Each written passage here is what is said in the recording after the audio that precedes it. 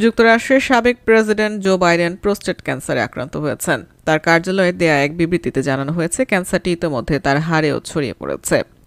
বিবৃতিতে বলা হয়, ৮২ বছর বয়সী বাইডেন প্রস্রাবজনিত সমস্যা নিয়ে চিকিৎসকের কাছে গেলে ধরা পড়ে ক্যান্সার। ক্যান্সারটি বেশ আক্রমণাত্মক ধরনের এবং তার গ্লিসন স্কোর ১০-এর মধ্যে নয়, যা উচ্চ ঝুঁকিপূর্ণ ক্যান্সারের ইঙ্গিত দেয়। গ্লিসন স্কোর প্রোস্টেট ক্যান্সার একটি গুরুত্বপূর্ণ পরীক্ষার মাত্রা বোঝাতে ব্যবহৃত হয়। এই স্কোর ক্যান্সার কোষের আকার, গঠন ও ছড়ানোর ধরন দেখে নির্ধারণ করা হয়। ক্যান্সার কতটা আক্রমণাত্মক বা তীব্র এবং কেমন চিকিৎসা প্রয়োজন হতে পারে তা এই স্কোর থেকে জানা যায়। বাইডেন ও তার পরিবার চিকিৎসা বিভিন্ন পদ্ধতি নিয়ে ভাবছেন। সাবেক এই মার্কিন প্রেসিডেন্টের কার্যালয় জানিয়েছে, এই ক্যান্সার হরমোন সংবেদনশীল। এর অর্থ হলো এটি সম্ভবত নিয়ন্ত্রণে রাখা যাবে। ক্যান্সার শনাক্তের খবর প্রকাশিত হওয়ার পর নিজ দল ডেমোক্রেটিক পার্টি ও ক্ষমতাসীন দল রিপাবলিকান পার্টির পক্ষ থেকে সমর্থন ও সহানুভূতি পাচ্ছেন বাইডেন।